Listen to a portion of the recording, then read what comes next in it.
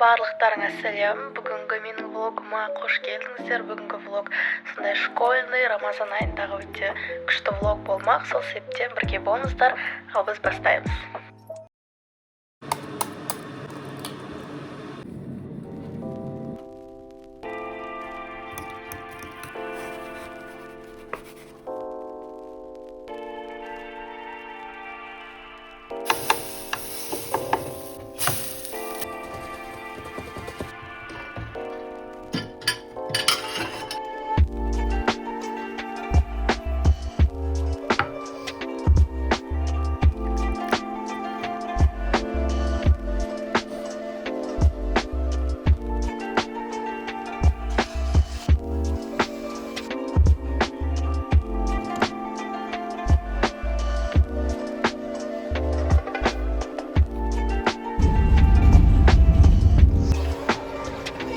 Бізде сабақ, екінші сабақ бітті.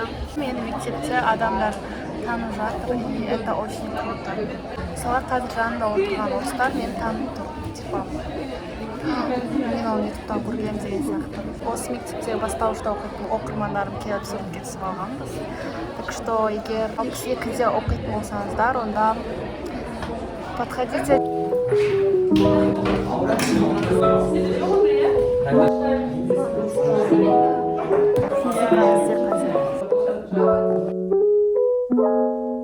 Біздің негізі қазір физика, мен Қазақстан тарихы бойынша конспект жасап жатырмын. Себебі үйде үлгермеймін.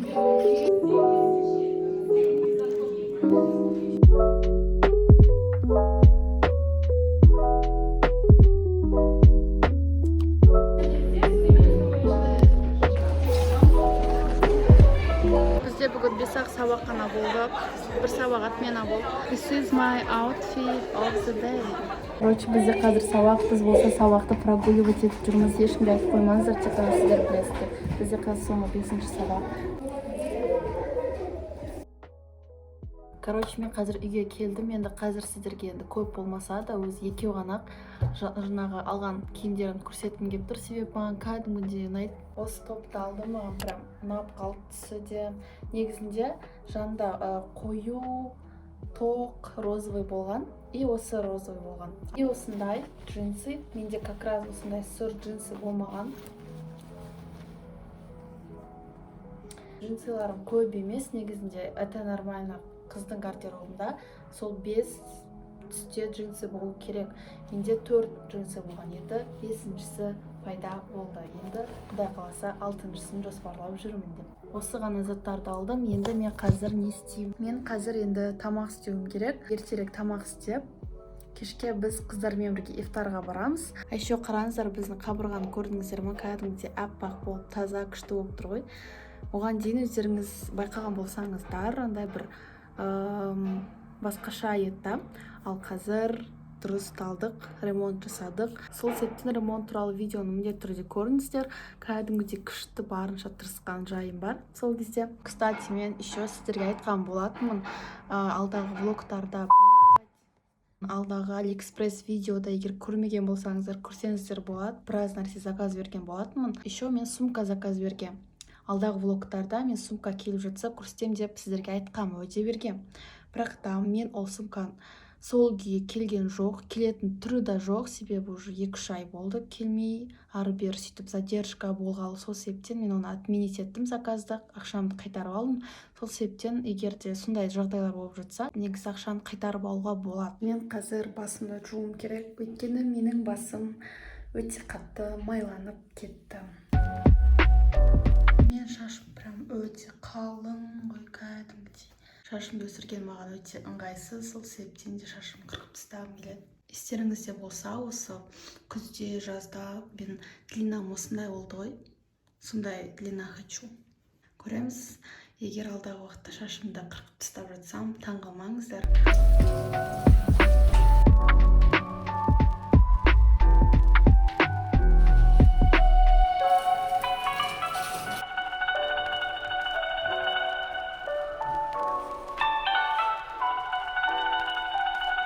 Короче, мен артымдағы бітпеген ремонтқа мән бермей қойыңыздар. Мен қазір кухнядамын, өйткені қазір тамақ істеуім керек. Тезірек шашым кепкенше уже бастай берейін. Мен күшті, өзім сүйікті бір тамағым бар, соны жасаймын.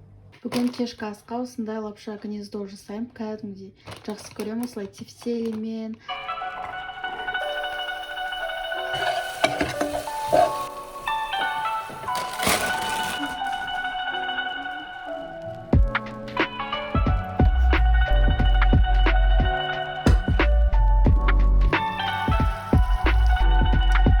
Мына пересветке айтыңыздаршы, пожалуйста, қойсын, мен етіп жыныма тие бермесін деп айтыңыздаршы. Шашым уже почти кеуіп қалды.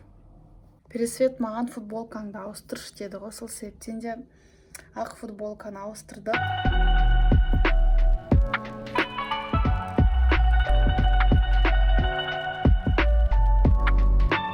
В итоге менде осындай бірдеңе шықты. Бірақ та бәрібір мен осы шашты жинап тастаймын былай үстіге қарай. Сол себептен вообще непонятно не үшін жасағаным, бірақ та примерно осындай бір укладка. Шашымызды дұрыстап жинап алайық, әйтпесем шашым қазір жалбырап, менің көңіл күйімді бұзатын болады.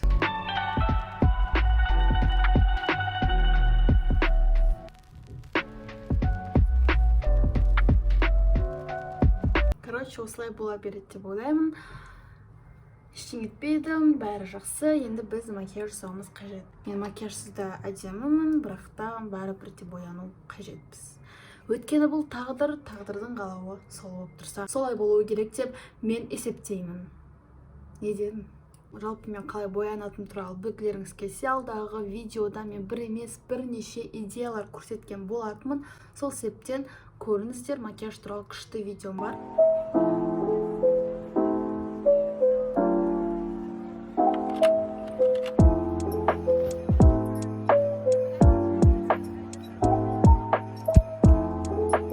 Менде бүгін аутфит, енді сыртынан рубашка киіп алуым керек, өйткені мен бұлай жүре алмаймын. Короче, мен үстіме рубашка киіп алдым, өйткені харам деп па. Сол енді негізінде ақ рубашкамен дұрысырақ болады. Мен тіременің түсімен, бірақ та ақ рубашкам стиркада, сол себептен солай. Шыға беру керек, шығамыз қазір, шығам. Мен қазір шығам. Бір елес оятар өзіңді, тек жаным, сеніміз жаным. Арманымнан уайым кештім, менде саған тілемес бақыт ешкім, аяулым. Сүйе алмас менде ешкім. Так нравится сочетание голубого и коричневого, то есть бежевыми көк түстің бір-бірімен үйлесімділігі қатты ұнайды. Қараңыздаршы, прям күшті үйлеседі. Короче, мен шықтым уже. Давайте, пока. Пока. Давай. Мында, короче, үй салватыр. Сол себептен біздің үйдің жанында всегда дауыстар шығып тұрады. Мен қазір Аружанның үйіне баратырмын. Мынау Аружанның үйі. Екеуміз почти емес, жап-жақын тұрамыз. Бұл менің аттасым. Аты кім деп ойлайсыздар? Я дұрыс. Анеля. Аружан мен Аружан қосылып, қазір Анеляға баратырмын. Мен айтайын, сәлем достар деп па. Мен блогер бола алмаймын. 36 километр. 36 как раз медакадемияға барады.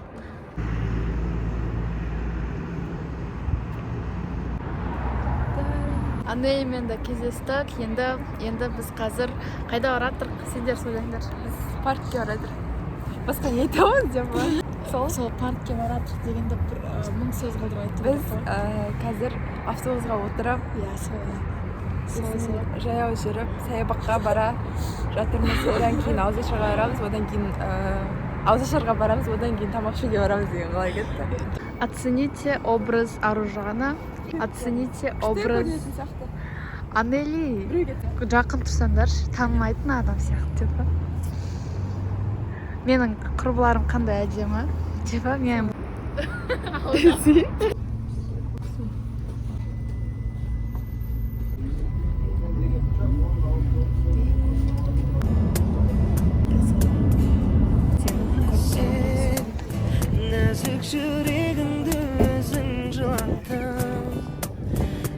жан жүрегімді мен жыбырлап жаным сәулем оу сен нәзік жүрегімді өзің жылатпа шын ғашықтар қосылмайды бірақ та Короче, біз бір кафенің туалетіне кіріп алдық, енді айнасында тұрмыз, что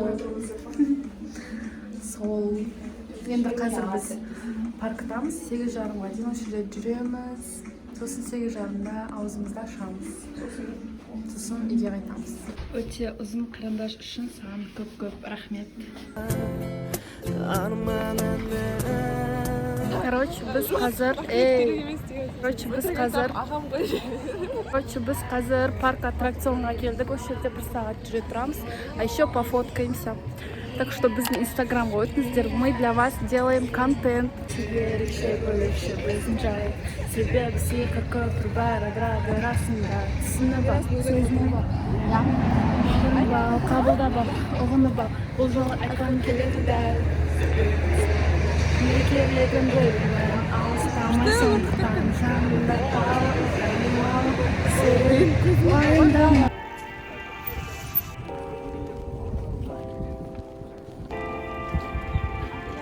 Короче, біз паркты айналып шықтық, суретке түсіп қайттық.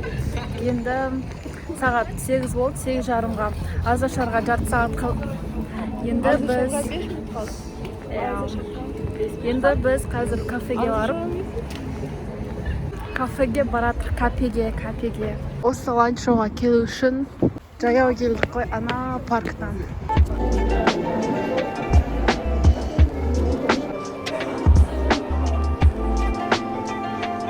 Сол аузымызды ашып болдық, сет таңдап жатырмыз. Сол. Короче, біздің сет келді. Мұнда бізде фирменный кеспе, ет, салат и нан.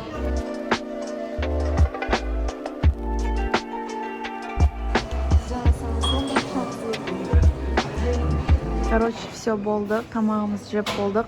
Енді үйге қайтамыз. Амелия. Аружан, такси тоқтатып тұр, қатты қалдық біз деген. Олар вообще жұқа киініп алған ғой, қатты бөліп. Сол такси тоқтамай тұр, по пути. Короче, такси тоқтаттық, 500 теңгеге ма? 500 ба? 600. 700 дейді ғой, 600 теңге тұрып алдым деп ба? 500 теңге. Сол, достар, мен блогер болсам, мені қолдайсыздар ма? Деп істесем. Ой. Деп өтірік айтам. Прикол. Сол біз қазір Анелияның мед академияға барамыз.